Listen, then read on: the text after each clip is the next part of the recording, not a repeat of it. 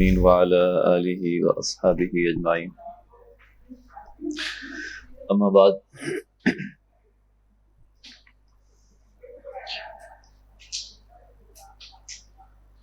سیدنا مصعب بن عمیر رضی اللہ تعالی عنہ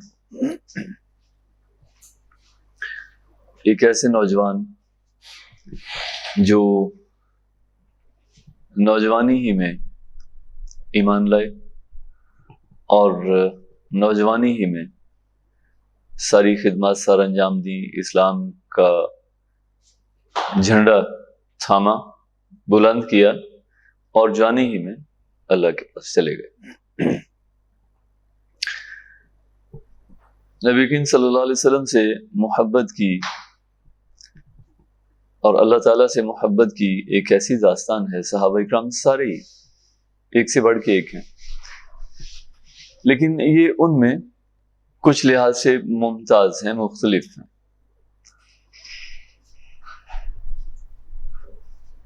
مکہ مکرمہ میں بنو عبد الدار ایک قبیلہ تھا اور بہت رچ فیملی تھی۔ ان کے والد عمیر، ان کے چچا، اور یہ بچپن ہی سے انتہائی لاڈلے تھے، انتہائی خوبصورت تھے، انتہائی ذہین تھے، اور اس کے ساتھ ساتھ ماں باپ کے چہیتے اور لاڈلے بھی تھے۔ والد تو اللہ کو پیارے ہو گئے، یہ بچپن میں ہی تھے ابھی۔ تو عبد الدار، بنو عبد الدار، عبد الدار، دار کے بندے یعنی مرکب اضافی ہے نا۔ تو مکہ مکرمہ میں ان کا یعنی معروف شخصیت تھی۔ 15-16 سال کی عمر میں ممتاز تھے مکہ میں، اور بڑے لوگ جو ہیں سرداران قریش انہیں اپنی مجالس میں جگہ دیتے تھے، یعنی ذہین اتنے تھے، صرف یہی نہیں کہ خوبصورتی تھے اور ناز و نام میں پلے تھے، جیسے کہتے ہیں کہ سونے کا چمچ لے کے پیدا ہوئے منہ میں، اور ماں باپ کے لاڈلے بھی ہوں اور باپ بھی نہ ہو تو پھر ساری کی ساری محبت جو ہے وہ، اور نازک بھی تھے، حساس بھی تھے، یعنی اعلیٰ سے اعلیٰ، جس کو ہم کہتے ہیں نا برانڈ کانشیس تھے۔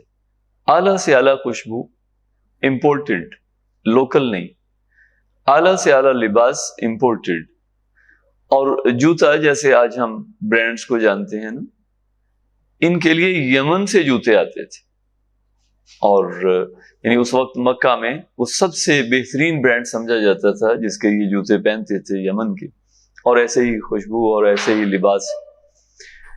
لیکن صرف یہ عام طور پہ یہ ہوتا ہے کہ جو بچہ اتنا ناز و نام میں پلا ہو وہ بالعموم عقل سے پیدا ہوتے اور پراؤڈلی ہوتے ہیں، ایسا نہیں تھا۔ انتہائی فہیم، انتہائی ذکی الحس، حساس۔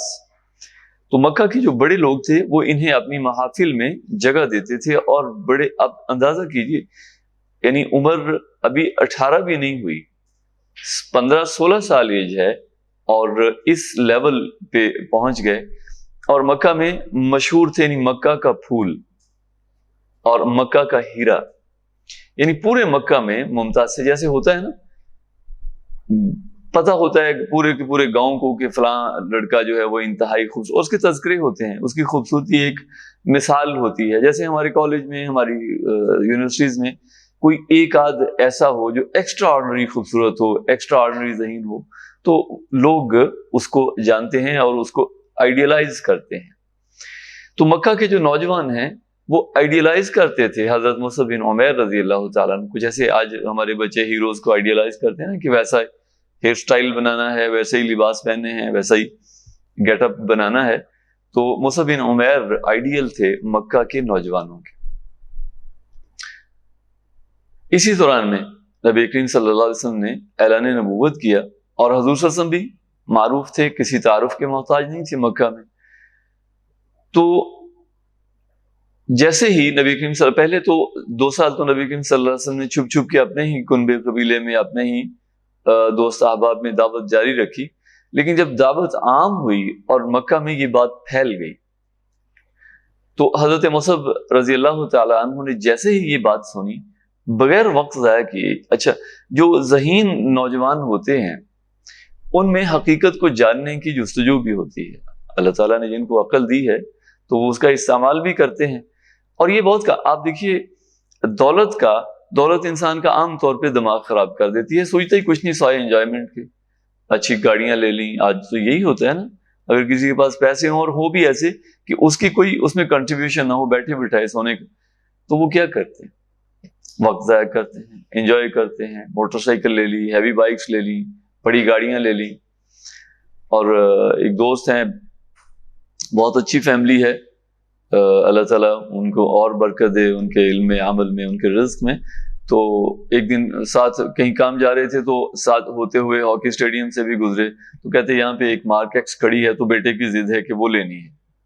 تو میں نے کہا کوئی اور گاڑی لے دیں, مارک ایکس ہی تھی شاید, ہاں مارک ایکس ہی تھی. تو میں نے کہا کوئی اور گاڑی لے دیں جس کے پارٹس آسانی سے مل جائے. نہیں, کہتے ہیں وہ ضد ہے اس کی بیٹے کی.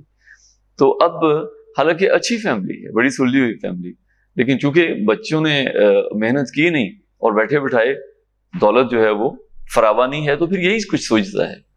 پھر یہ بہت کم ہی ہوتا ہے کہ حق کیا ہے, ہماری زندگی کا مقصد کیا ہے. تو ایسی سوچیں جو فلسفیانہ ہوتی ہیں وہ کم ہی آتی ہیں. لیکن حضرت مصعب بن عمیر کی جو ذہانت اور ان کی جو حساسیت تھی, وہ بغیر وقت ضائع کیے رات میں چپکے سے نکلے اور نبی کریم صلی اللہ علیہ وسلم دار ارقم میں تشریف فرما تھے اور ساتھ میں صحابہ کی جماعت تھی اور حضور صلی اللہ علیہ وسلم قرآن حکیم کی تعلیم دے رہے تھے. تو یہ جا کے بیٹھ گئے, آرام سے ایک جگہ پہ بیٹھ گئے اور بیٹھے سنتے رہے. اور اسی لمحے یعنی دل نے یہ گواہی دی. اور ہم دیکھتے ہیں کہ جتنے بھی لوگ بلا تردد ایمان لائے ہیں ان کا ایک اپنا مقام ہے.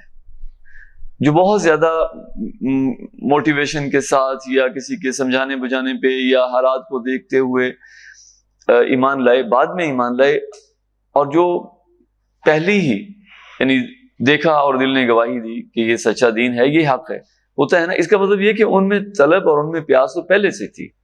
جیسے ہی حق ان کے سامنے آیا تو قبول کرنے میں اب یوں کہہ لیجئے کہ وہ حق کے متلاشی تھے بائی نیچر, اور جیسے ہی سامنے آیا تو انہوں نے اس کو قبول کرنے میں دیر نہیں لگائی. تو نبی کریم صلی اللہ علیہ وسلم کے ہاتھ پہ بیعت کی, شہادت دی. لیکن جانتے تھے اپنی والدہ کے, والدہ جو ہیں جیسے ایک سٹیٹس ہوتا ہے اور سٹیٹس کانشیس ہوتے ہیں لوگ, وہ اس لحاظ سے سٹیٹس کانشیس تھی. اور انہی خطوط پہ آپ کہہ لیں کہ اسی پیٹرن پہ انہوں نے اپنے بیٹے کی تربیت بھی کی تھی. تو انہوں نے یہ بہتر سمجھا کہ میں اپنے ایمان کو ابھی ظاہر نہ کروں. لیکن یہ بات کہاں چھپی رہ سکتی ہے, اور حضرت مصعب کا ایمان جو ہے وہ کہاں چھپا رہ سکتا ہے. تو جیسے ہی قریش کو یہ خبر ہوئی انہوں نے فوراً ان کی والدہ تک پہنچائی.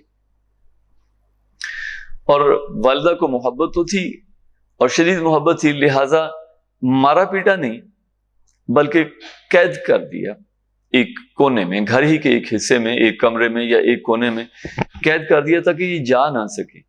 ان کا یہ خیال تھا کہ ابھی نوجوان ہے, جوانی کا جوش ہے, متاثر ہو گیا, تو اس کو ذرا 4 دن یہاں گھر میں رکھیں گے باندھ کے تاکہ یہ جا نہ سکے, ملے ملائے نہیں تو 2-4 دن میں جو یہ نشہ ہے یہ اتر جائے گا تو مسئلہ حل ہو جائے گا. تو اس لحاظ سے انہوں نے ان کو ان کے پیروں میں بیڑیاں ڈال دی اور باندھ کے بٹھا دیا, کھانا وانا وہیں پہ دینا. اور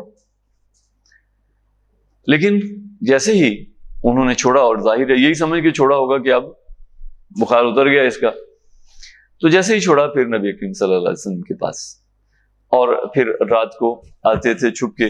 لیکن والدہ کو بہرحال رپورٹ پہنچتی رہی اور یہ سلسلہ جو ہے تشدد کا اور ٹارچر کا اور ذہنی ٹارچر کا یہ جاری رہا تا وقت کہ ہجرت حبشہ کی نوبت آئی اور نبی کریم صلی اللہ علیہ وسلم نے انہیں جانے کی اجازت دی.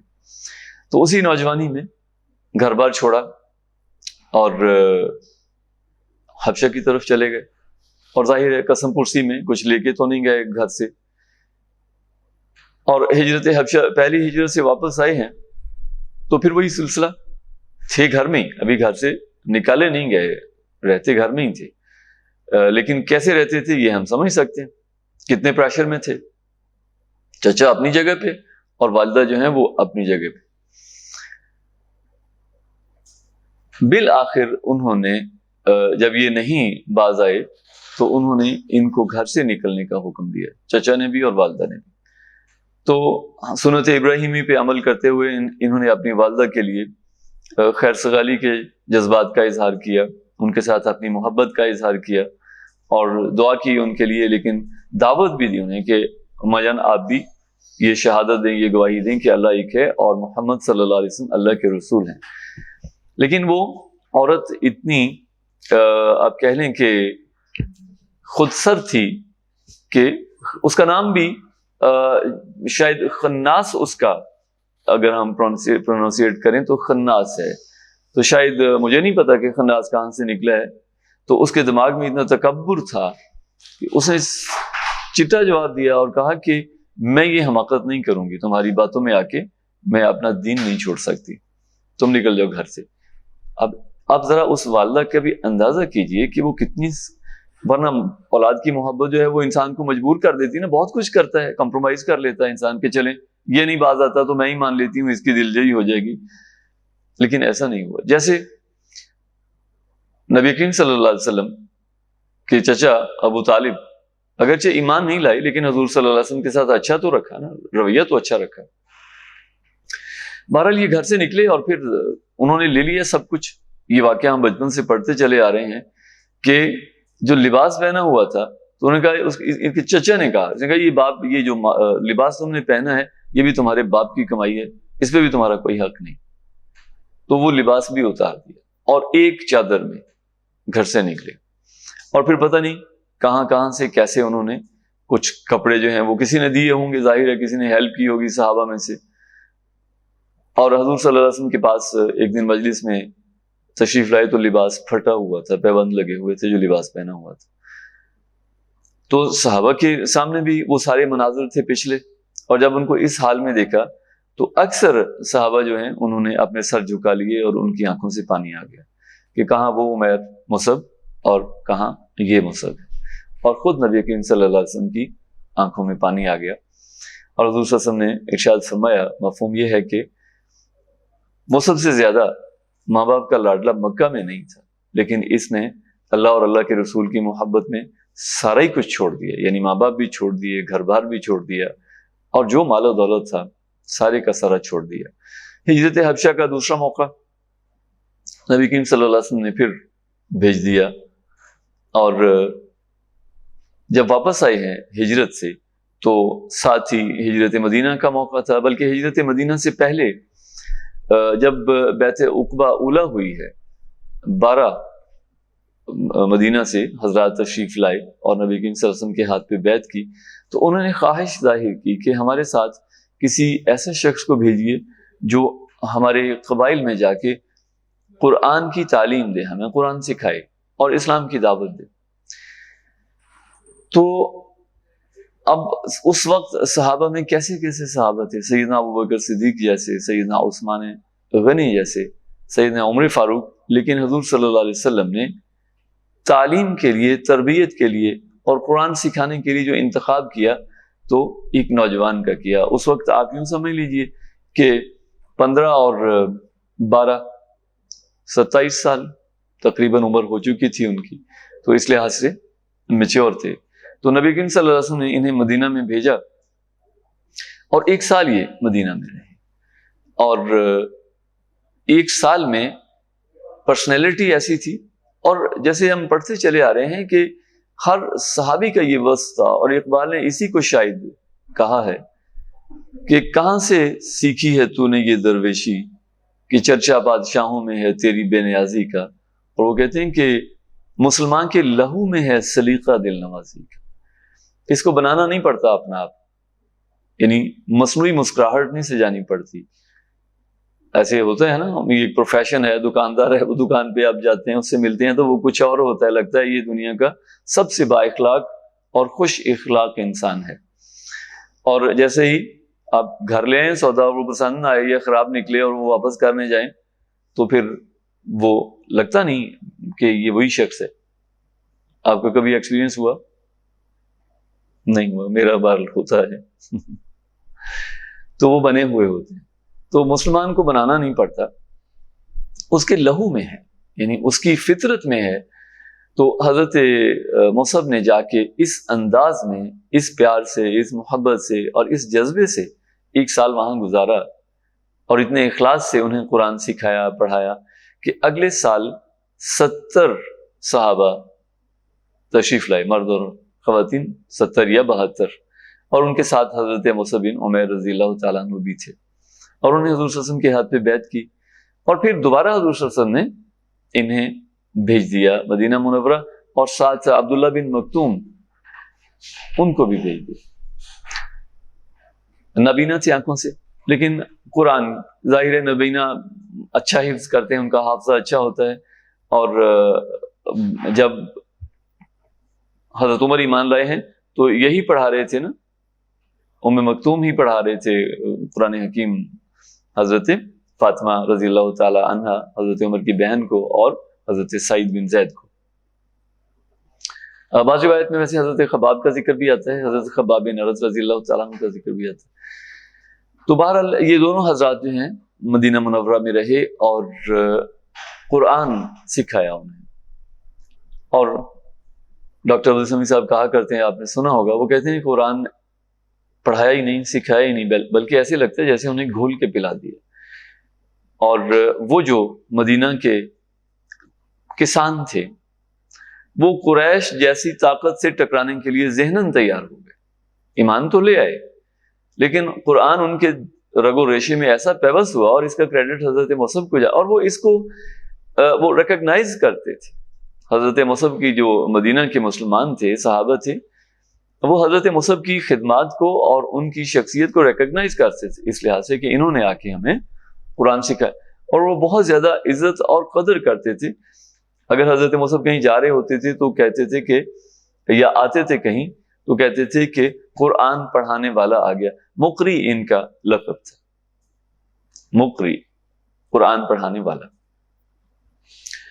بہرحال نبی کریم صلی اللہ علیہ وسلم نے ہجرت فرمائی مدینہ کی طرف، تو یہ تو پہلے سے مدینہ منورہ میں تشریف فرما تھے، اور قباء ہی کے مقام پہ ان سب حضرات کی رہائش تھی. حضرت بلال بھی پہلے جا چکے تھے، اور حضرت خباب بھی پہلے جا چکے تھے، حضرت عمار بھی پہلے جا چکے تھے، اور ساتھ میں حضرت مصعب بھی، اور حضرت عمر رضی اللہ تعالیٰ عنہ پھر نبی کریم صلی اللہ علیہ وسلم کی ہجرت سے پہلے 20 صحابہ کو لے کے وہاں پہ چلے گئے، اور قباء میں ہی رہائش پذیر ہوئے. عارضی رہائش تھی. تو حضور صلی اللہ علیہ وسلم جب مدینہ منورہ گئے ہیں تو قباء سے ہی یہ پھر آگے مدینہ منورہ میں گئے، اور غزوہ بدر میں شرکت کی، اور غزوہ احد میں. چونکہ طبعاً جنگجو نہیں تھے، ظاہر ہے ناز و نام میں پلے تھے. جیسے ہم حضرت زبیر کی بچپن کو دیکھتے ہیں تو مار دھاڑ ان کا مشغلہ تھا، ان کی ہابی تھی، برداشت نہیں کرتے تھے، کسی نے زیادتی کی برداشت نہیں کی. مارا ایک کا ہاتھ ہی توڑ دیا تو وہ ہم نے پڑھا ہے نا کہ وہ لے کے شکایت آیا ان کی والدہ کے پاس، تو انہوں نے کیا کہا، بجائے ڈانٹ ڈپٹ کرنے کے یا معافی تلافی کے، تو انہوں نے کہا کہ تم نے زبیر کو کیسا پایا، میٹھی کھجور یا مطلب جھپٹنے والا شاہین. تو ان کی تربیت کا یہ انداز تھا، حضرت سعد کی تربیت کا یہ انداز تھا، لیکن ان کی تربیت ہی ہوئی ناز و نام میں. اس کے باوجود جنگ میں شریک ہوئے پیچھے. اچھا یہ بات بھی ہمارے پیش نظر رہنی چاہیے کہ اس وقت حکم نہیں تھا کہ جنگ میں ضرور شریک ہونا، اگر کوئی اوائڈ کرنا چاہے تو کر سکتا تھا. رضاکارانہ طور پہ جتنے بھی صحابہ غزوہ بدر میں یا احد میں شریک ہوئے ہیں وہ رضاکارانہ شریک ہوئے ہیں. تو انہیں پتہ تھا کہ میرا تو لڑنے کا نہ مزاج ہے، نہ مجھے اس کی تربیت ہے، اور ناز و نام میں پلے ہوئے ہیں. اگرچہ بعد میں مشکلات آئیں لیکن ظاہر ہے وہ بات تو نہیں تھی نا، جنگجو تو تھے نہیں. تو اس لیے حضور صلی اللہ علیہ وسلم نے انہیں جو ذمہ داری دی، انہیں اسلام کا جھنڈا تھما دیا. بجائے تلوار پکڑانے کے یا تیر چلانے کے انہیں جھنڈا تھما دیا. اور یہ ایک بڑی بھاری ذمہ داری ہوتی ہے جھنڈے کو اونچا رکھنا، اس سے مورال جو ہے وہ اپ رہتا ہے. تو حضرت مصعب رضی اللہ تعالیٰ عنہ. اچھا پھر یہ کہ نبی کریم صلی اللہ علیہ وسلم چونکہ وہ پریشر بھی بنا، اور پھر حضور صلی اللہ علیہ وسلم کی شہادت کی خبر بھی اڑی، اور یہ حضور کے پاس ہی تھے. اور اس دوران میں انہوں نے حکمت عملی یہ اپنائی کہ زور زور سے یہ آواز لگاتے تھے کہ محمد اللہ کے رسول ہیں، جیسا کہ ان سے پہلے اللہ کے رسول آئے. یعنی یہ کوئی نیا سلسلہ نہیں، کوئی اچنبے کی بات نہیں ہے، یہ تو ایک سلسلہ ہے جو نبی کریم صلی اللہ علیہ وسلم پہ آ کے اختتام پذیر ہوا ہے۔ اور ساتھ میں زور زور سے اللہ اکبر کے نعرے لگاتے، تکبیر بلند کرتے، تاکہ توجہ جو ہے، جو زور ہے کفار کا، وہ حضور صلی اللہ علیہ وسلم کی طرف توجہ نہ ہو، میری طرف متوجہ ہو۔ اور یہ حکمت عملی کامیاب رہی اس لحاظ سے کہ وہ ان کی طرف متوجہ رہے اور ان پہ انہوں نے فوکس کر لیا۔ اور ایک شخص نے ایک وار کیا اور ایک ہاتھ، اس ہاتھ سے انہوں نے یوں کر کے جھنڈے کو اوپر کیا ہوا تھا، تو اس نے ہاتھ پہ وار کیا اور جھنڈا جو ہے انہوں نے دوسرے ہاتھ میں تھاما، اور پھر وہی نعرہ لگایا کہ محمد اللہ کے رسول ہیں، جیسا کہ ان سے پہلے اللہ کے رسول گزرے ہیں۔ تو اس نے دوسرا وار کیا اور پھر دوسرا ہاتھ بھی، تو انہوں نے یوں سینے سے تھاما۔ یہ دو روایات ہمیں ملتی ہیں، ایک حضرت جعفر طیار رضی اللہ تعالیٰ عنہ کے متعلق اور دوسری حضرت مصعب کے متعلق۔ اور یہ ہوتا ہے کیونکہ جنگ میں جھنڈے کو اونچا رکھنا ہی اصل کام ہے، اور جس نے گرانا ہے تو اس کی کوشش ہے کہ پہلے جھنڈے کو گرایا جائے۔ تو ظاہر ہے وہ یوں اوپر اٹھایا ہوا ہے ہاتھ سے، تو ہاتھ پہ ہی وار ہوتا ہے۔ تو انہوں نے اس کو سینے سے تھاما، اور پھر انہوں نے جو تیسرا وار کیا وہ جان لیوا ثابت ہوا اور زمین پہ گرے، اور چہرہ جو ہے وہ کچی مٹی تھی، کچی زمین تھی، تو چہرہ جو ہے وہ دھول سے اٹ گیا اور اللہ تعالیٰ کو جان دی، شہادت کا جام نوش کیا۔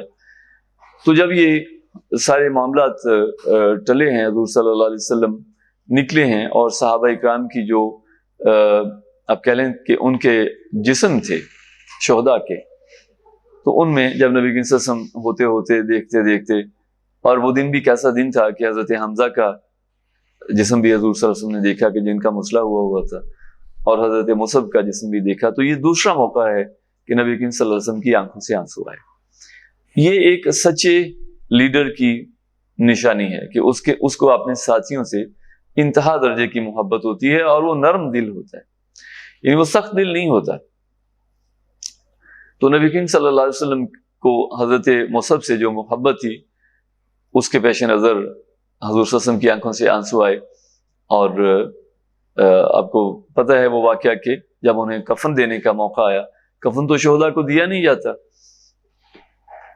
لیکن لباس پورا نہیں تھا، یعنی ایک ہی قمیض پہنی ہوئی تھی، اور جب آپ کہہ لیں کہ اسی قمیض میں جب بلکہ ایک چادر بھی تھی، اون کی بنی ہوئی ایک چادر بھی تھی، تو جو ان کے حصے میں آئی ان کے کفن کے لیے، تو جب وہ اوپر ڈالتے تھے تو اگر پیروں کی طرف ڈالتے تو منہ کھل جاتا، اور اگر منہ کی طرف ڈالتے تو پاؤں کھل جاتے۔ تو حضور صلی اللہ علیہ وسلم نے فرمایا کہ اس کو چہرے پہ ڈال دو، اور پیروں پہ اذخر نامی کوئی گھاس تھی، تو فرمایا کہ وہ گھاس ان کے پیروں پہ ڈال دی جائے۔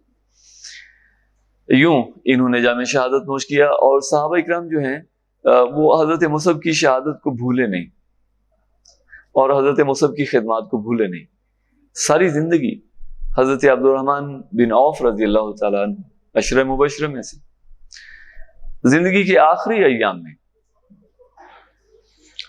کوئی سامنے اچھا کھانا سامنے لایا گیا، تو انہوں نے یاد کیا، انہوں نے کہا کہ مصعب بن عمیر مجھ سے بہتر تھے، لیکن انہوں نے اس حال میں اللہ کی راہ میں جان دی کہ ان کے اوپر ڈالنے کے لیے ہمارے پاس کپڑا بھی نہیں تھا پورا۔ تو وہ یاد کرتے تھے ان کی شہادت کو، ان کے حالات کو۔ اور ایسے ہی حضرت خباب بن ارت رضی اللہ تعالیٰ عنہ بڑے مخلص صحابی ہیں، اور بڑے یعنی جفاکش تھے، لوہار کا کام کرتے تھے، بڑے سخت جان تھے حضرت خباب۔ تو وہ یاد کیا کرتے تھے حضرت مصعب بن عمیر کو، اور اس انداز میں کہ وہ کہتے کہ ہم سب نے اللہ کی راہ میں ہجرت کی، اور اللہ تعالیٰ نے ہم سب کو اس کا اجر دیا۔ ان کی مراد دنیا کے اجر سے تھی، جو دنیا کی آسائشیں اور دنیا کی نعمتیں ملی، لیکن اور اس کے ساتھ ساتھ جو فتوحات تھیں، جو کامیابیاں اللہ تعالیٰ نے دی۔ تو انہوں نے کہا کہ ہم میں سے کچھ ایسے بھی تھے جنہوں نے یہ سارا کچھ اپنی آنکھوں سے نہیں دیکھا، اور وہ پہلے ہی اس دنیا سے چلے گئے، اور پھر حضرت مصعب بن عمیر کو یاد کیا کرتے۔ تو یہ وہ ہستیاں ہیں، یہ وہ مبارک ہستیاں ہیں، آپ یوں کہیے کہ جن کا ہم احسان قیامت تک نہیں اتار سکتے، سب کے سب۔ صحابہ جو ہمارا یہ عقیدہ ہے اہل سنت والجماعت کا کہ صحابہ سب کے سب عادل ہیں، سب کے سب معیار ہیں ہمارے لیے اور قابل احترام ہیں. اگر کسی سے کسی موقع پہ کوئی اجتہادی غلطی ہوئی بھی تو وہ ان کا اور اللہ کا معاملہ ہے، اور اللہ تعالیٰ نے تو ان کی غلطیوں کو پہلے ہی معاف فرما دیا.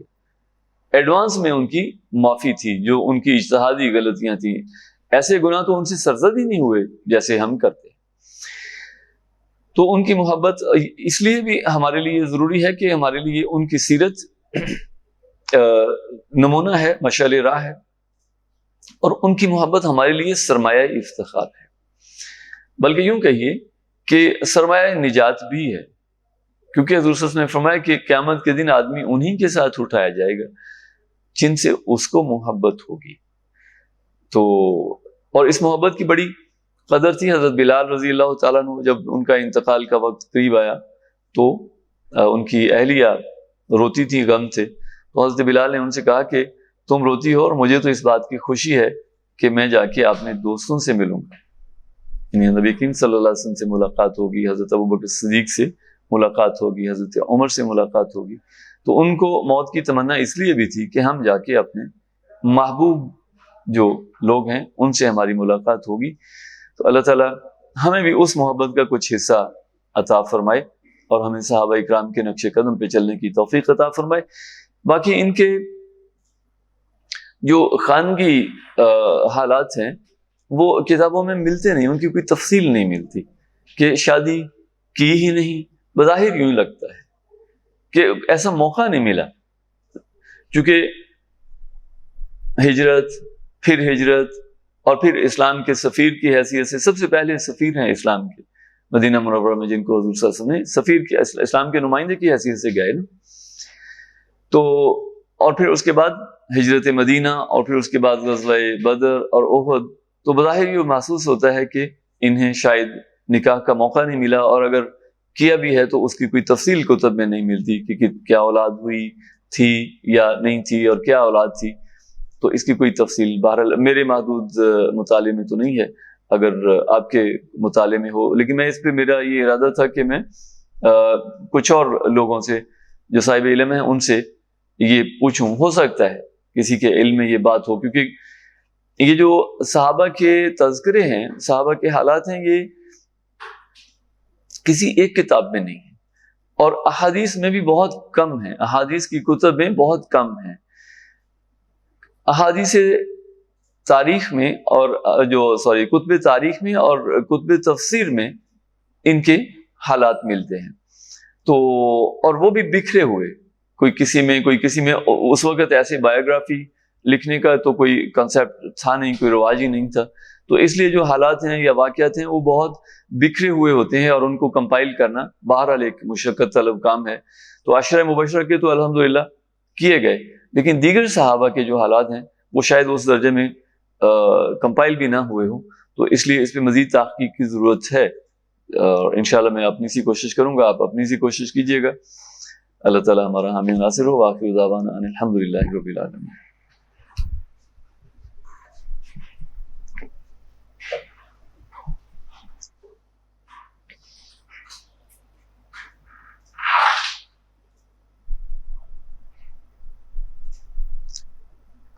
میری تو میں آپ سے ذاتی اپنا تاثر شیئر کرتا ہوں، آپ کے بھی یقیناً یہی جذبات ہوں گے. مجھے تو اس بات کا بڑا تجسس ہے، اشتیاق ہے کہ میں ان لوگوں کو دیکھ سکوں. یعنی میری بڑی خواہش کہ ایسی ہستیاں جن کو ہم سوچتے ہیں تو ہمارا جو سر ہے وہ عقیدت سے جھک جاتا ہے، تو ان کو دیکھنا کتنی بڑی سعادت ہوگی. سیدنا ابراہیم علیہ السلام، استقامت کا پہاڑ، جرأت اور بہادری کا استعارہ، انبیاء، پھر ان کے بعد شہداء، صدیقین، صحابہ اکرام رضوان اللہ تعالی علیہم اجمعین. تو جتنی زیادہ محبت ہوگی اتنا ہی ہمارے لیے بہتر ہے. اچھا، حضور صلی اللہ علیہ وسلم نے بھی پھر ہماری توجہ دلائی اس طرف کہ خطبہ جمعہ میں ہم سنتے ہیں نا، اللہ اللہ فی اصحابی لا تتخذوهم من بعدی غرضا من احبهم فبحبی احبهم. جو ان سے محبت رکھتا ہے وہ میری محبت کی وجہ سے ان سے محبت رکھتا ہے، اور جو ان سے بغض رکھتا ہے نعوذ باللہ من ذالک، وہ میرے بغض کی وجہ سے ان سے بغض رکھتا ہے۔ یعنی صحابہ کیا ہیں؟ حضور صلی اللہ علیہ وسلم، اب دیکھیے نا، نبی کریم صلی اللہ علیہ وسلم کے ہی شاگرد ہیں، حضور صلی اللہ علیہ وسلم کے تربیت یافتہ ہیں، اور ان پہ اگر سوال اٹھایا جائے گا تو وہ انڈائریکٹلی سوال جو ہے وہ نبی کریم صلی اللہ علیہ وسلم کے انتخاب پہ جا کے ٹھہرتا ہے۔ حضرت مصعب کا انتخاب سفارت کے لیے، قرآن کو پڑھانے کے لیے کس نے کیا؟ نبی کریم صلی اللہ علیہ وسلم۔ ایسے ہی دیگر صحابہ کا معاملہ ہے، تو ان کی محبت جو ہے وہ ہمارے لیے آپ کہہ لیں کہ اس لحاظ سے ضروری بھی ہمارے ایمان کا حصہ ہے۔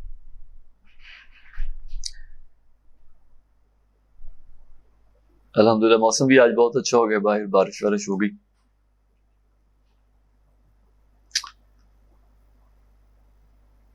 آج میرے خیال میں حاضری بھی اسی لیے کم ہے نا، راستوں میں پانی کھڑا ہے۔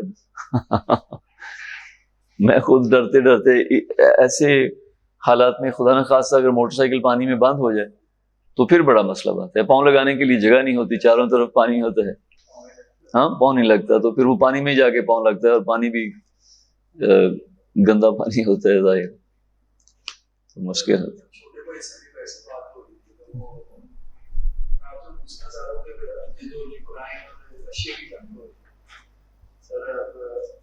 مسلمان کو ویسے ہی کہتا ہے رشیا نے جو ان کے ساتھ جنگ شروع کی ہے وہ صحیح ہے؟ دیکھیے جنگ جو ہے نا، جنگ ناگزیر ہوتی ہے، کوئی بھی شخص، کوئی بھی قوم یا ملک شوق سے جنگ نہیں کرتا۔ یہ سوال زیادہ اہم ہے کہ جنگ کیوں ہے، جنگ کیوں ہے؟ آپ اس کو دوسرے اینگل سے لے لیں، heart surgery, open heart surgery یا برین سرجری یا اسپائن سرجری، کوئی بھی جو بہت کمپلیکیٹڈ اور بہت سینسیٹیو سرجری ہے، اور دیکھ کے انسان کے رونگٹے کھڑے ہو جاتے ہیں، تو سوال یہ نہیں ہے کہ یہ سرجری کتنی خوفناک، سوال یہ ہے کہ یہ کیوں ہوئی، ٹھیک ہوئی یا غلط ہوئی، ریزن بیہائنڈ کیا ہے۔ یوکرین جو ہے یہ رشیا کا حصہ تھا، یو ایس ایس آر کا، یوکرین اور ایک اور ریاست ہے چھوٹی سی، آرمینیا، یہ دو روس کے لیے انتہائی اہم تھے۔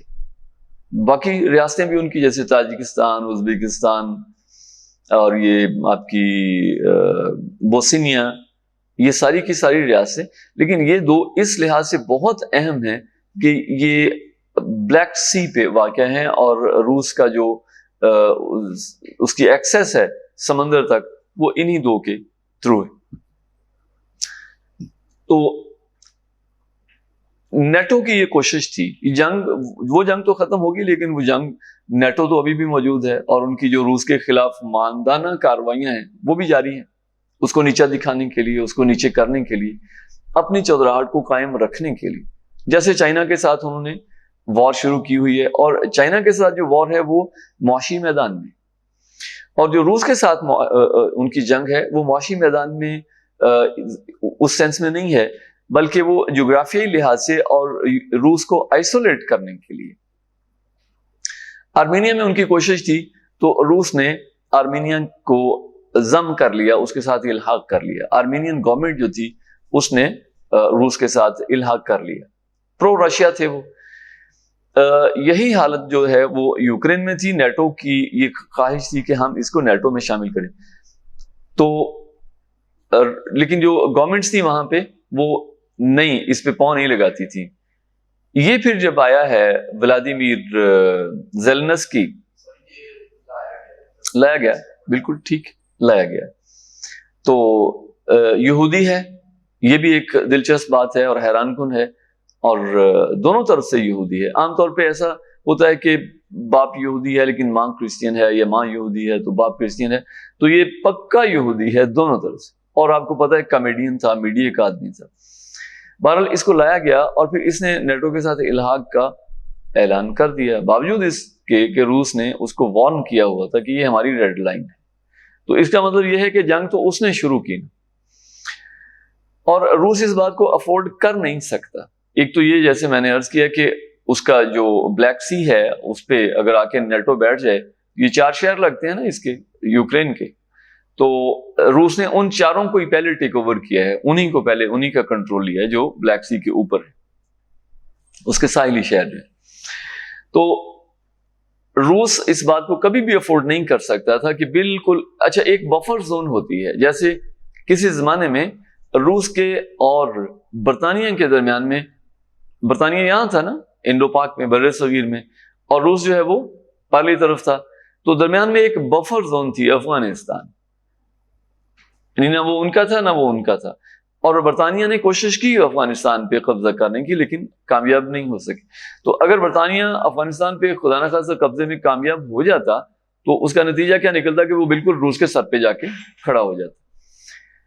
تو یہ ایک بفر زون تھی، اور روس کے ایگریمنٹ تھے نیٹو کے ساتھ، امریکہ کے ساتھ، کہ آپ نیٹو کو ایکسپینڈ نہیں کر سکتے، کوئی اور ملک نیٹو کا حصہ نہیں بن سکتا، یہ باقاعدہ ایگریمنٹ تھے. لیکن وہ سارے کے سارے ایگریمنٹ ان کو نل اینڈ وائڈ کر کے اس نے یہ سٹیپ لیا، اور پھر اس کے جواب میں بہرحال روس نے وہ جنگ کرنی ہی کرنی تھی، اس کے لیے وہ زندگی اور موت کا مسئلہ ہے. اور اس جنگ کے لیے روس ہر حد تک جائے گا، یعنی وہ پیچھے نہیں ہٹ سکتا. اگر یہ جنگ، اور اس نے ایک دفعہ نہیں بار بار اس بات کا اعادہ کیا ہے، اس کو ریپیٹ کیا ہے کہ اگر ہمیں نیوکلیر وار کرنی پڑے تو ہم اس کے لیے بھی تیار ہیں. یعنی اس تنازع پہ اگر یوکرین نیٹو کا حصہ بنتا ہے یا یہ جنگ اس میں نیٹو انوالو ہوتا ہے بذات خود یا امریکہ انوالو ہوتا ہے، تو پھر روس جو ہے وہ نیوکلیر جنگ کرنے کے لیے تیار. یہی وجہ ہے کہ ابھی تک وہ باقاعدہ اس کا حصہ نہیں بنے، یورپ اور امریکہ، یعنی انہوں نے اپنے ٹروپس وہاں نہیں بھیجے، اپنی ایئر فورس کو وہاں اس میں انگیج نہیں کیا، اپنی نیوی کو ایون اس میں انگیج نہیں کیا. اور اگر وہ اپنے ٹروپس بھیج دیتا ہے تو پھر اس کا مطلب یہ کہ اس نے وار ڈکلیئر، ابھی وہ حمایت ہے اور ساتھ میں اسلحہ وسلحہ دے رہا ہے اور سپورٹ کر رہا ہے اس کو، تو یہ چلتا رہتا ہے. تو بہرحال اس میں روس رائٹ ہے، بالکل اس میں کوئی شک نہیں. ہمارا جو اس معاملے میں ہے نیوٹرل، ہم اپنے آپ کو کہہ سکتے ہیں جیسے چائنا ہے تو وہ بھی نیوٹرل ہے، لیکن نیوٹرل ہونے کا مطلب یہ ہے کہ انہوں نے روس کو مذمت نہیں کی، کنڈیم نہیں کیا انہوں نے روس کو. تو ہم بھی، میرا خیال ہم نے بھی نہیں کیا یا کیا؟ ہاں ابھی تک تو نہیں کیا. شاید پچھلے جو ہمارے آرمی چیف تھے انہوں نے کوئی مجمل سی بات کی تھی، انہوں نے کچھ باجوہ صاحب نے شاید کوئی مجمل سی بات کی تھی، میرے ذہن میں بیان دیا تھا کہ اس کو یہ جنگ نہیں کرنی چاہیے تھی یا کچھ ایسا. تو وہ بھی مجمل سی بات تھی، یعنی وہ کلیئرلی انہوں نے مذمت نہیں کی روس کی، اور نہ ہی بنتی ہے. یہ ہمارا اس میں سٹینس ہونا چاہیے. اور ویسے بھی جو آنے والا وقت ہے، ہمارا جو الائنس ہے وہ روس کے ساتھ ہے، شروع سے بھی روس کے ساتھ ہی ہونا چاہیے تھا، لیکن اللہ تعالیٰ کی اپنی مشیت ہے، اور وقت کے ساتھ ساتھ چیزیں جو ہیں وہ انفولڈ ہوتی ہیں، اور حکمت عملی اس کے ساتھ ساتھ تبدیل ہوتی ہے. جب پاکستان بنا تو اس وقت روس چونکہ ایک کمیونسٹ اسٹیٹ تھی، اور اسلام کی ہم اس کو ضد سمجھتے تھے اور ہے بھی، اور یہ تصور پایا جاتا تھا جیسا کہ وہاں پہ ہوا کہ انہوں نے مذہب کو بالکل نکال دیا. لیکن یہ کسی نے نہیں سوچا، آج تک ہمیں کسی نے یہ نہیں بتایا. یہ تو آپ کو شاید آپ نے وہ وقت نہیں دیکھا، لیکن ہم 80s میں ہم یہ بہت سنتے تھے کہ وہ سیکولر ہیں، وہ خدا کا انکار کرتے ہیں، انہوں نے مسجدوں میں گھوڑے باندھ دیے، یہ کیا وہ کیا، تو یہ بڑی باتیں ہوتی تھی. لیکن اس وقت ہمیں کسی نے یہ نہیں بتایا کہ امریکی بھی سیکولر ہیں، یورپ بھی سیکولر ہے، فرانس بھی سیکولر ہے، سارے کے سارے سیکولر ہیں، اور سیکولرزم میں تو روس سے بھی بڑھ کے ہیں. اچھا یہ جو رشین ہے، ان کے وہ جو انقلابی تھے وہ سیکولر تھے، باقی جو ہیں وہ روس کی عوام سیکولر نہیں تھی. روس کے جو ابھی آپ دیکھیں نا کہ پیوٹن ہے، وہ سیکولر نہیں، اس نے اپنے آپ کو ڈکلیئر کیا ہے کہ میں کرسچین ہوں اور میرا ایمان ہے. اس بات کو اس نے برملا کہا ہے کہ میرا ایمان ہے، یعنی حضرت عیسیٰ علیہ السلام کو مانتا ہے، آخرت کو مانتا ہے، جو چیزیں بھی ان کی ایمانیت کا حصہ ہیں اس پہ اس کا بلیو ہے، وہ سیکولر نہیں ہے، اس لحاظ سے لبرل نہیں. تو ایسے ہی بہت سارے لوگ، بلکہ ابھی تو وہ چیزیں اور زیادہ کھل کے سامنے آ رہی ہیں. یہ جو فائٹر تھا UFC کا خبیب، سنا ہے آپ نے، دیکھا بھی ہوگا آپ نے. اس کا والد جو ہے وہ اس کا بڑا قریبی تھا پیوٹن کا، اور غالباً آرمی میں کرنل تھا شاید. تو وہ بھی بہت ہی پکا مسلمان تھا، یعنی رشین آرمی میں سرو کر رہا تھا اور بہت پکا مسلمان تھا. اور اس کا بیٹا بھی ماشاءاللہ. ہاں جی پتہ نہیں پیوٹن کی پتہ نہیں بیوی ہے یا نہیں، بیوی تو ہے ہی نہیں اس وقت، تو اس کی کوئی بیوی نہیں، طلاق دی ہوئی ہے. کون سی؟ نہیں، پاکستان نے اصل میں یوکرین میں اسلحہ نہیں دیا. میں آپ کو بتاتا ہوں، BBC جو ہے، BBC کل بھی میں نے آپ کو اشارتاً بتایا تھا، ایک پنجابی میں کہتے ہیں IG، اس سے پہلے آپ خود ہی لگا لیں، فلانوں کا IG. تو یہ جھوٹوں کا IG ہے. اور وائس آف امریکہ اور CNN اور BBC سنکیانگ کے مسلمانوں کے متعلق سب سے زیادہ مروڑ جو ہے وہ BBC کے پیٹ میں اٹھتے ہیں. یعنی کسی اور کو دکھ ہو یا نہ ہو، مسلمان ممالک ہیں، اور کسی کو دکھ ہو، مسلمان ممالک ہیں، مسلمان ٹی وی چینلز ہیں جتنے بھی ماڑے چنگے جتنے بھی ہیں، لیکن سب سے زیادہ پروپیگنڈا جو ہے وہ BBC پہ ہوتا ہے کہ وہاں پہ یہ ہو گیا، مسلمانوں کے ساتھ یہ ظلم ہوا، یہ ظلم ہوا. دراصل وہ مسلمانوں کی حمایت میں نہیں ہے، بلکہ وہ چائنا کی مخالفت میں ہے کہ چائنا میں حالات جو ہیں وہ بگڑیں، مسلمان اس کے خلاف ہوں، ان کے تعلقات آپس میں خراب ہوں. تو اب یہی جو بات ہے آپ کہہ رہے ہیں وہ ہے کہ یوکرین میں ہم نے کوئی اسلحہ نہیں دیا. اور ہم نے ایک بات میں آپ سے سوال کرتا ہوں، یوکرین امریکہ سے لے سکتا ہے یا نہیں لے سکتا ہے؟ اوکے. یورپ سے لے سکتا ہے؟ تو پھر ہمارے پاس کون سا اسلحہ تھا جس کی یوکرین کو اتنی ضرورت پڑی کہ وہ ہمارے نکما جی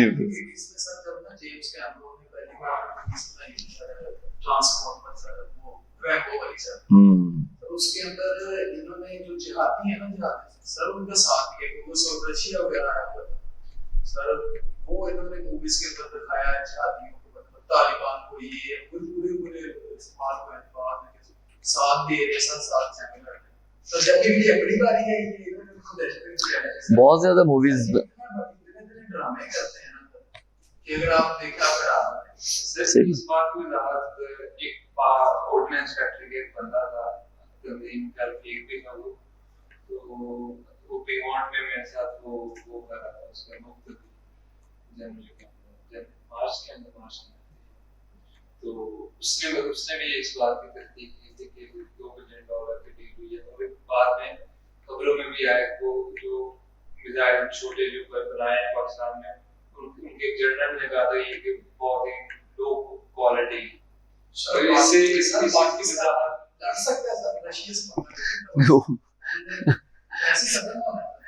میں آپ کو بتاتا ہوں وہ کچھ ہوا ہے، لیکن ایسے ہوتا ہے کہ ڈائریکٹلی نہیں دیا جاتا نا.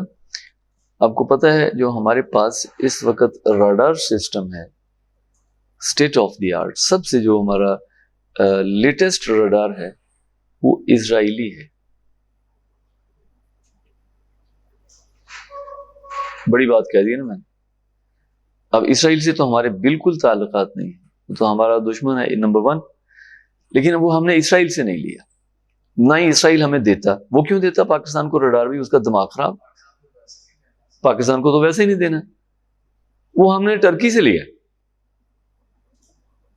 ہماری ضرورت تھی اور ہمیں چاہیے تھا، تو ہم نے ٹرکی کا ترلا ماریا کہ چل یار تو ایک لے. اب وہ جیسے ہم نے نیوکلیئر پتہ نہیں وہ ڈاکٹر عبد القدیر خان نے کہاں سے، جرمنی سے یا ہالینڈ سے یا فرانس سے ایون انہوں نے چیزیں جو ہے وہ منگوائیں. تو ایسے یہ ادھر ادھر سے انڈائریکٹلی ہو سکتا ہے کچھ چیزیں انہیں چاہیے ہوں اور وہ پاکستان سے چلی گئی ہوں.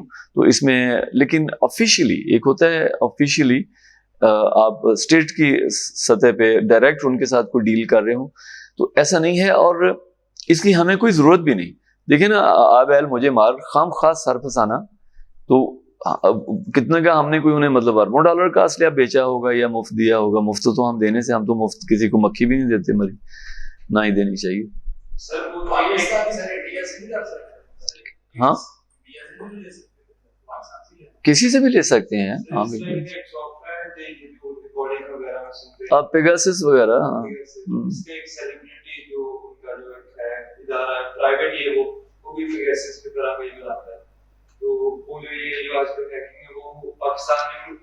انہیں سے لیا ہوا ہے. ہاں بالکل، اور وہ ڈینجرس ہے، ان سے لینا نہیں چاہیے.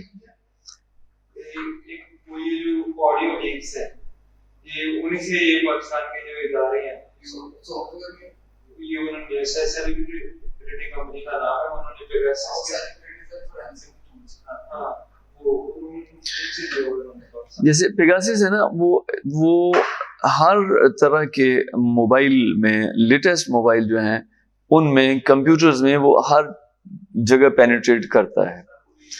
اور اسرائیل کے پاس ساری جو آپ کس لیول تک روک سکتے ہیں، سر میرا فرینڈ اس نے بتایا، انہوں نے کہا مینلی جو پروسیسر بنانے والی کمپنیز ہیں نا، آپ سافٹ ویئر لیول پہ روک لیں گے. جب انہوں نے اٹیک آپ کے ہارڈ ویئر پہ کرنا ہے، بالکل صحیح سر، وہ ایک سارے پروسیسر سر دنیا میں اس کے استعمال ہوتے ہیں. سر ابھی تک چائنا نے اچھا اپنا پہلا پروسیسر کتنا ہے سر، وہ بتا رہا تھا پروسیسر سارے لکھے ہیں، یہ جتنا مرضی سافٹ ویئر لیول پہ کر لیں، ان کے پاس ہوتی ہے سر کی وہ ہارڈ ویئر لیول. بالکل بالکل ایسے ہی. ٹھیک، ایگزیکٹلی ایسے ہی. اور ہمارے یہاں ہم جو ان سے طیارے ہیں ہمارے پاس F-16، تو اس میں بھی ڈاؤٹ ہے، مطلب پاسبلٹی تو ہے، اگرچہ یہ اسکین ہوتے ہیں اور بہت ہائی لیول پہ ایکسٹرا آرڈنری ان کی اسکیننگ ہوتی، لیکن اس کے باوجود اگر وہ جیسے کہہ رہے ہیں کہ ہارڈ ویئر میں کچھ انہوں نے رکھی ہو پروویژن، تو پھر اس کا ہم کیا کر سکتے ہیں؟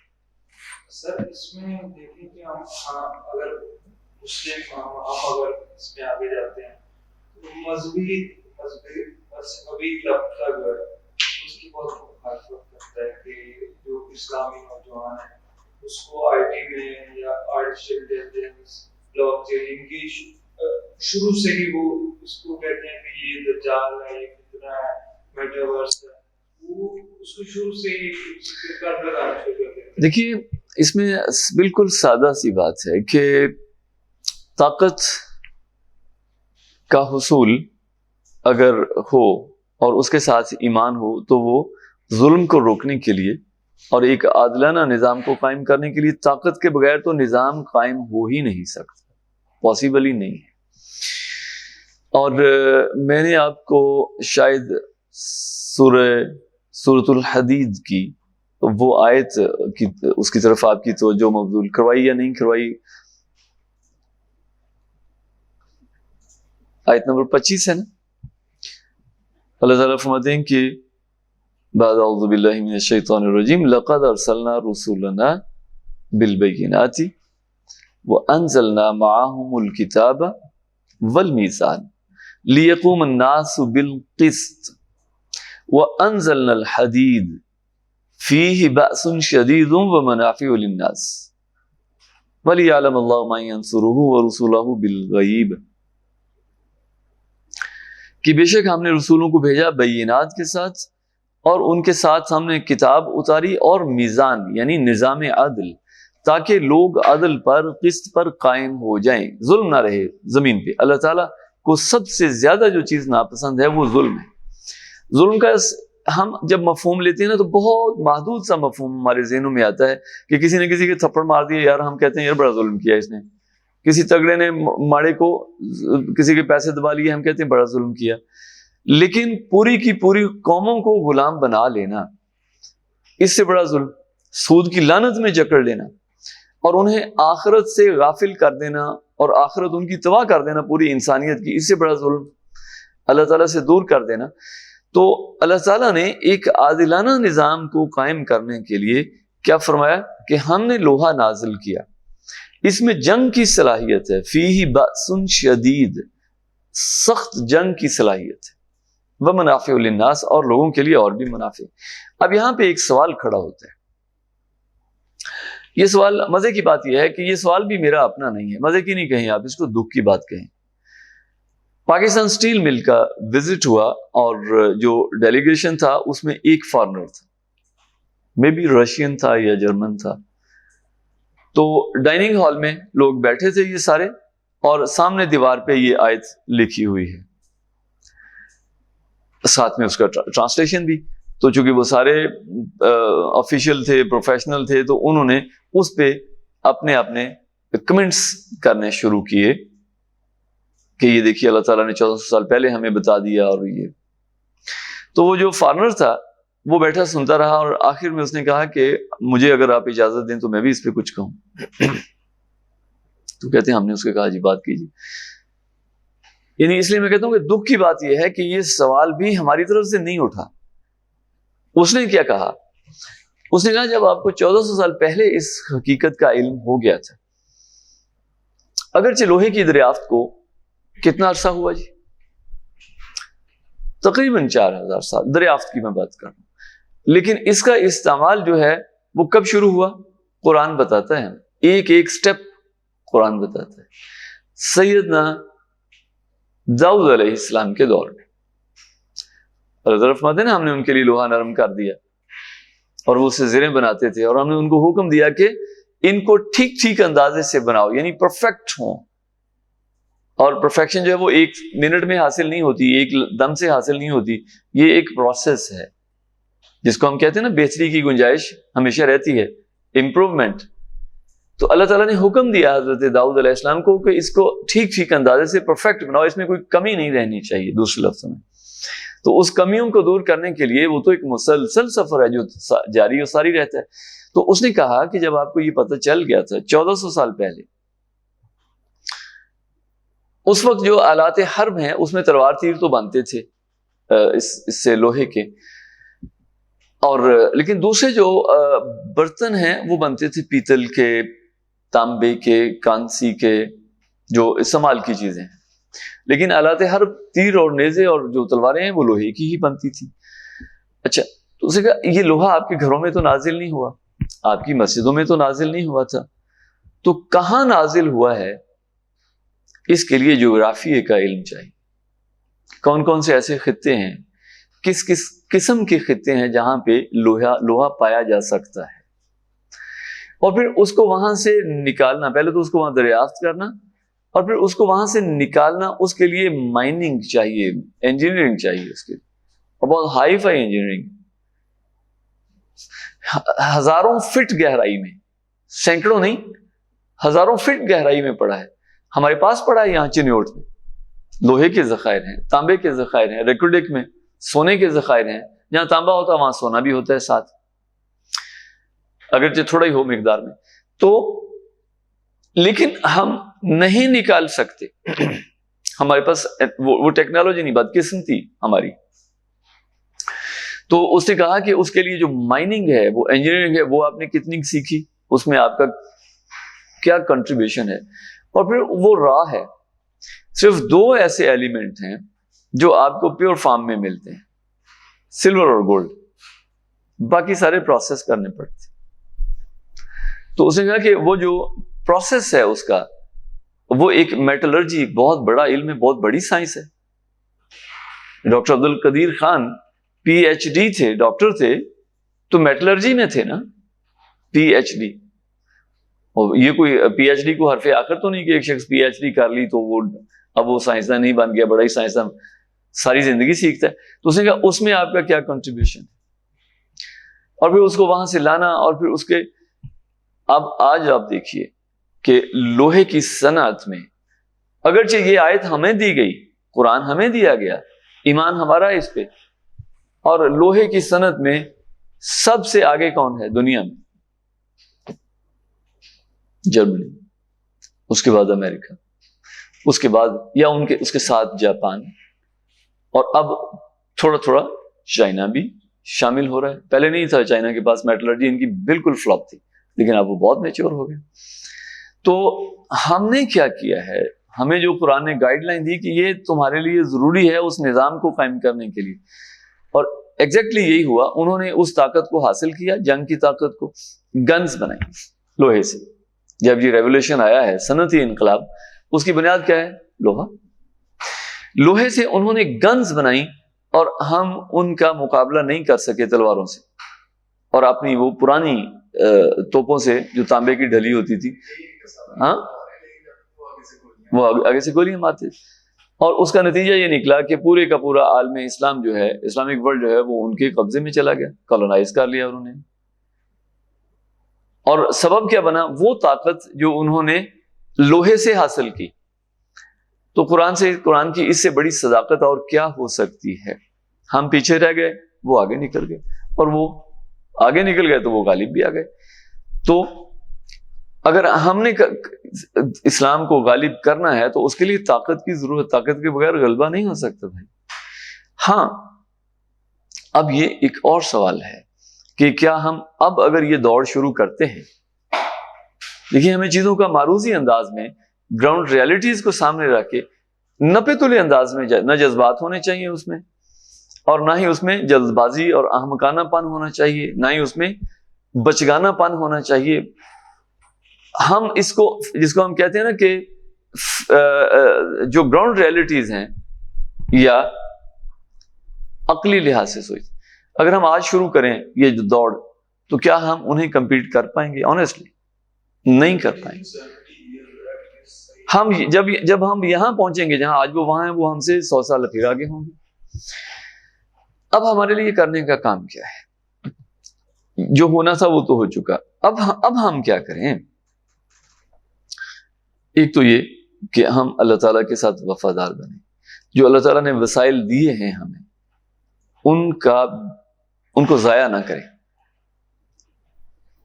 اور ان کا ایماندارانہ اس کی ڈسٹریبیوشن ہو. پاکستان ہے، یہاں پہ نظام عدل کا نفاذ ہو، اسلام کا نفاذ ہو، اور ہم لوگوں کو، ایماندار لوگوں کو آگے لائیں، سائنس اور ٹیکنالوجی میں آگے بڑھیں، دین میں آگے بڑھیں. اگر ہم صرف سائنس اور ٹیکنالوجی میں آگے بڑھتے ہیں صرف، تو اقبال نے اس کو کہا تھا نا کہ کی جو ترقی مسلمان ہے فرنگی بن کر، تو یہ فرنگی کی ترقی ہے، مسلمان کی نہیں. اگر ہم نے انہی کا دین، انہی کی تہذیب، انہی کا تمدن اپنا کے، انہی کا نظام اپنا کے ترقی کی، تو پھر یہ ان کی ترقی ہوئی نا. سیدھی سچی بات تو یہ، ہماری تو نہ ہوئی، اسلام کی تو نہ ہوئی. تو پہلے تو ہم خود مسلمان بنیں اور اسلام کو نافذ کریں، اور پھر اس کے لیے کوشش کریں طاقت کی. اچھا، اب اللہ تعالیٰ ہمارے پھر کیا کرے گا ہمارے ساتھ؟ اللہ تعالیٰ کی مدد شامل حال ہوتی ہے. حالات ایسے پیدا کر دے گا اللہ تعالیٰ جیسے صحابہ کرام کے لیے پیدا کیے. کہاں مکہ کا ظلم و ستم، اور 50 اور پھر 100 اور پھر 150، اور کہاں سالوں میں ود ان ایئرز کایا ہی پلٹ گئی. ہاں، 10 سال میں جوک در جوک لاکھوں مسلمان. ہاں، پھر اللہ تعالیٰ حالات ایسے پیدا کر دے گا، اور ان حالات کی خبر حضور صلی اللہ علیہ وسلم نے دی ہے. ملحمہ کیوں ہے؟ ان کا اپنا پلان ہے اور اللہ تعالیٰ کا اپنا پلان ہے. یہود کا یہ پلان ہے کہ اس جنگ کے ذریعے ہم دنیا پہ غلبہ حاصل کریں. ذرا بات کو سمجھیے گا. یہود کا یہ پلان ہے کہ اس جنگ کے نتیجے میں ہم دنیا پہ رول کریں گے، یعنی دنیا تباہ ہو جائے گی. یورپ اور امریکہ اور روس اور چائنا سارے کے سارے دیوالیہ ہو جائیں گے، ہم رول کریں گے. پیسہ ہمارے پاس ہے، معاشی نظام ہمارے پاس ہوگا، ہمارے ہاتھ میں ہوگا، ہم رول کریں گے. اچھا، اللہ تعالیٰ کا اپنا نظام ہے. اس جنگ کے نتیجے میں یہ طاقت ہے، ان کی کمر ٹوٹ جائے گی، امریکہ کی اور یورپ کی، اور وہ اس قابل نہیں رہیں گے کہ وہ پروٹیکٹ کر سکیں اسرائیل کو مزید. اور پھر مسلمان آپس میں متحد ہو کے جو وسائل ان کے پاس ہوں گے، اور میں کہتا ہوں بہترین ہونے چاہیے، اور ان بہترین وسائل میں ایک اللہ تعالیٰ نے ہمیں دیا ہے پاکستان کو، نیوکلیئر.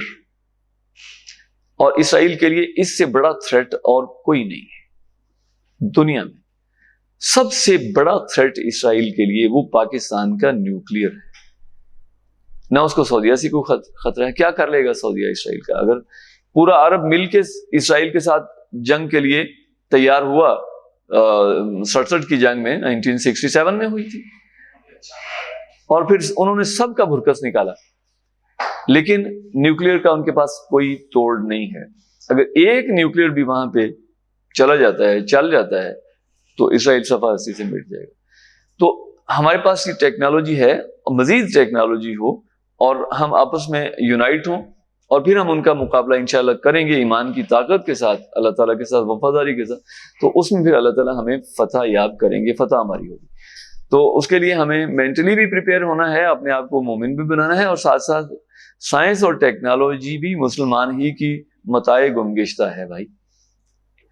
اللہ تعالیٰ نے انسان کو یہ فیکلٹی دی ہے کہ وہ سوچے، غور کرے، اور قرآن حکیم کی وہ آیت بڑی، بس میں اس پہ اکتفا کروں گا، ختم کروں گا انشاءاللہ۔